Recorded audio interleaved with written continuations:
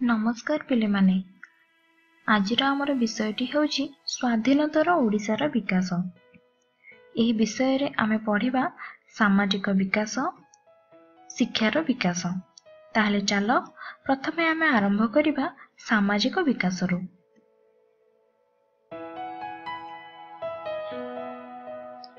बण जंगल घेरा पार्वत्य अंचल रे आदिवासी माने जातीय स्रोतरु विच्छिन्न होई निवृत्त परिवेश रे रहुतिले।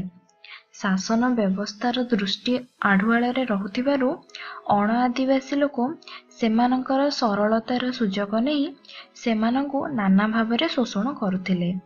तेणु 1947 मसीहारे आईन प्रणीत होई स्थिर करागला जे अण आदिवासी माने आदिवासी मानक जमी कौनसी आଳରେ जबरदखल करिपारिबे नाही। स्वतंत्र सरकारी अधिकारी को नियोजन करा जाई आदिवासी मानक ठारू अण आदिवासी माने नेथिबा जमी चिन्हट करागला ओ आदिवासी मानकु से सब जमी फेराई दियागला।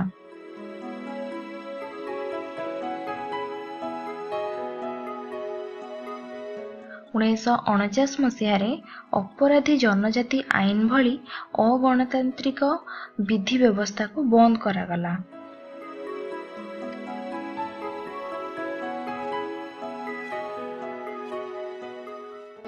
1948 मसीहा जून मासरे गोती प्रथा आईन निषिद्ध करागला।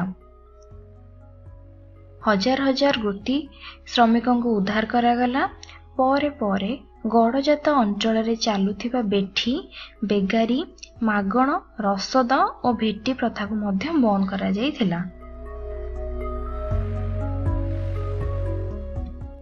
2005 मसीहारे आरंभ होइथिबा जातीय निश्चित ग्रामीण कर्म नियुक्ति योजना अनुसार लोकमानंकु वर्षकु अन्यून 100 दिन काम धंदा जोगाई दिया जायछि।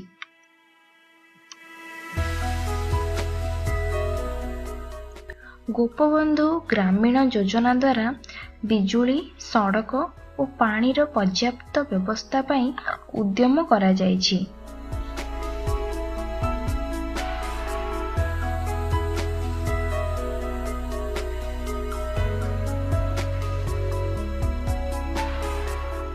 कन्या भ्रूण हत्या को निषेध करा जायछि।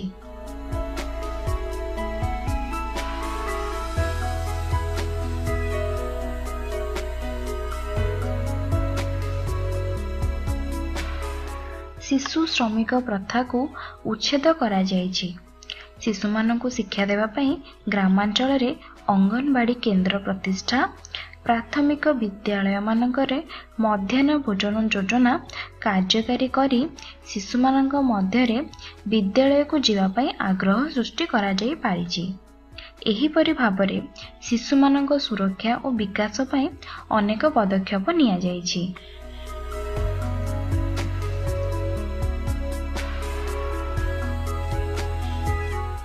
महिला मानक सामाजिक और अर्थनैतिक अभिवृद्धि पाई केतेक कार्यक्रम हाथ को निया जायछि। तन्मध्यरु 2001 मसीहा मार्च 8 तारिख रु मिशन शक्ति नामक महिला सशक्तिकरण योजनार आरंभ होईछि।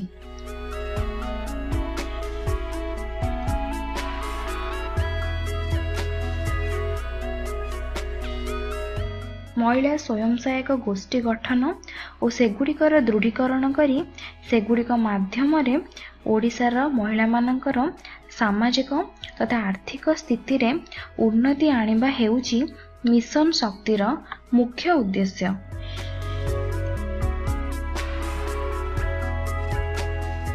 दुई 2008 मसीहा जनवरी 1 तारिख रु ओडिशा रे मधुबाबू पेंशन योजना अनुଯାयी वृद्ध विधवा भिन्नक्षम मानकु मासिक भत्ता दिया जाउछि।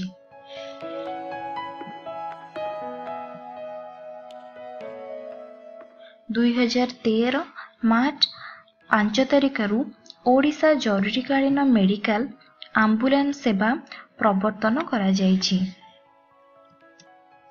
वर्तमान आमे देखिबा शिक्षार विकास। 1953 ओडिशा सेकेंडरी एजुकेशन एक्ट बଳରେ ओडिशा माध्यमिक शिक्षा परिषद गठित हैला।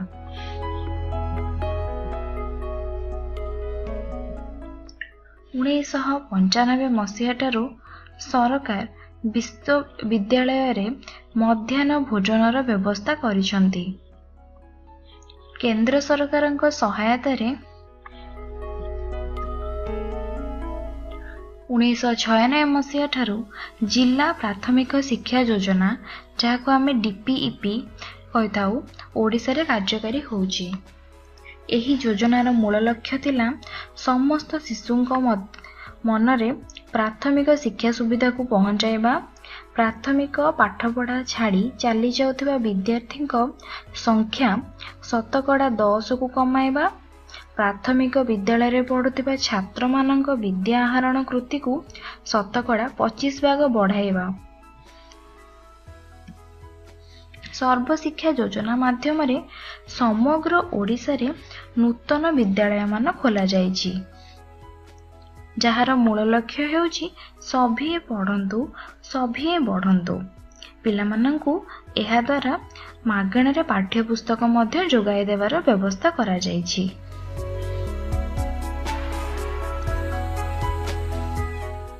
1967 मसीह संबलपुर और बरहमपुर विश्वविद्यालय प्रतिष्ठा हैला।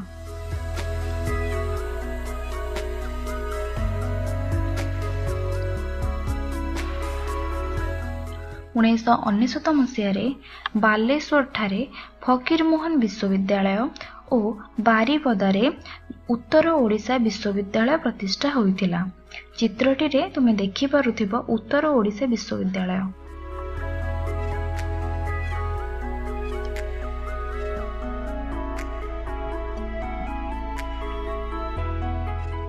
1954 मसीह भुवनेश्वर ठारे कृषि महाविद्यालय प्रतिष्ठा करागला।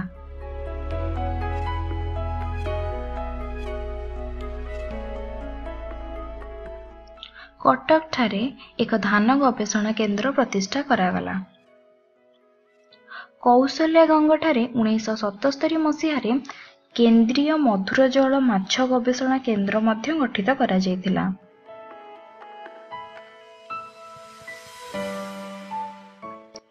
1959 मसीह संबलपुर बुर्ला ठारे वीर सुरेंद्र साय मेडिकल कॉलेज आरंभ होइतिला।